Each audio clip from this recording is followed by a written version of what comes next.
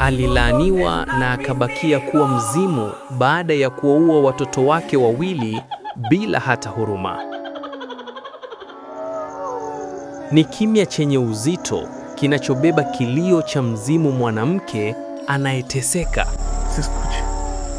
Ahí está. La Llorona. Wenyeji wanasema, ukisikia sauti yake ikilia gizani, basi usisimame wala usigeuke, bali kimbia.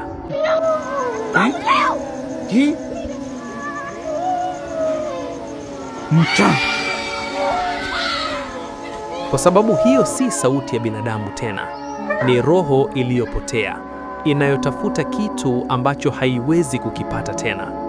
Hii si hadithi ya kubuni tu, ni simulizi iliyowatisha watu kwa karne nyingi.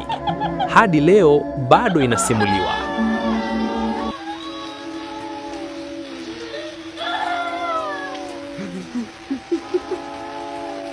Leo utasimulia hadithi ya mwanamke mmoja aliyefanya kosa lisilosameheka, na adhabu yake haikuishia duniani.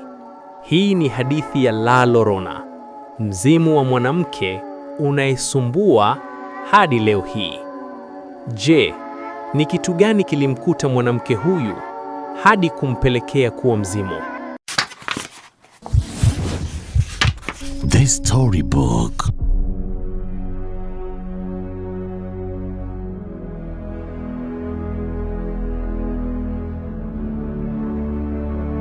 Hadithi hii inaanzia katika kijiji huko Amerika Kaskazini. Aliishi msichana mrembo sana aliyeitwa La Llorona. Alitoka katika familia maskini, lakini uzuri wake ulijulikana kila kona ya kijiji hicho. Siku moja, mfanyabiashara tajiri ambaye jina lake halikuweko wazi kwenye hadithi hii, alipita katika kijiji hicho. Alipomwona La Llorona, alisimama. Alivutiwa sana na uzuri wake, kiasi kwamba hakutaka kuondoka bila kumfahamu. Baada ya muda mfupi, alimposa, na La Llorona bila kusita alikubali. Familia yake ilifurahi sana, waliona kama bahati kubwa. Lakini baba yake La Llorona, anayejulikana kama Don Jose, hakuridhika. Moyo wake haukuwa na amani. Baada ya ndoa, La Llorona na mume wake walijenga nyumba mbali kidogo na kijiji, wakijaribu kuanza maisha mapya. Baadaye walibarikiwa kupata watoto mapacha, mvulana na msichana.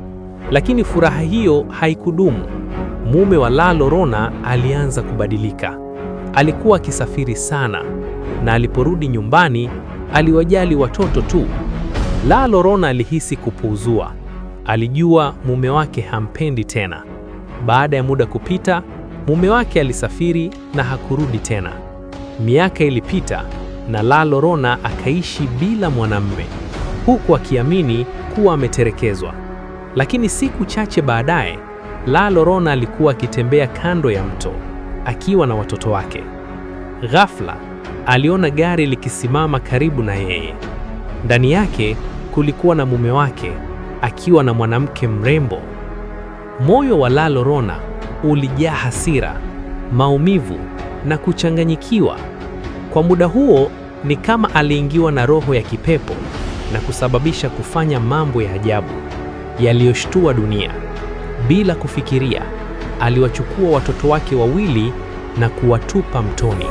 Ukimya ulitawala kwa sekunde chache, huku watoto wakihangaika na kuteseka, huku wakimlilia mama yao. Na baada ya muda walifariki.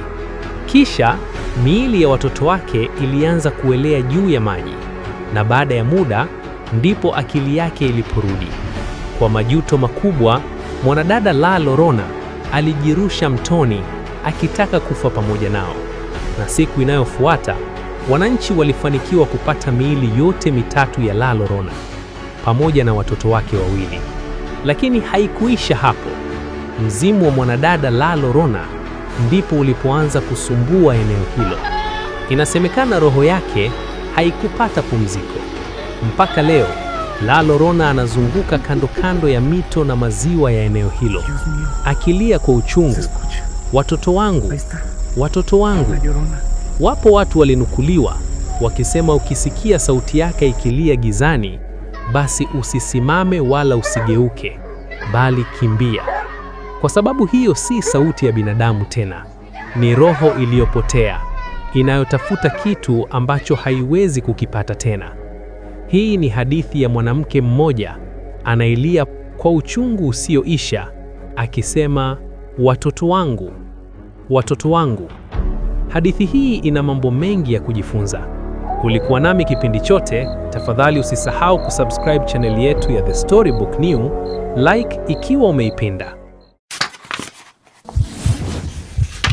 The Storybook.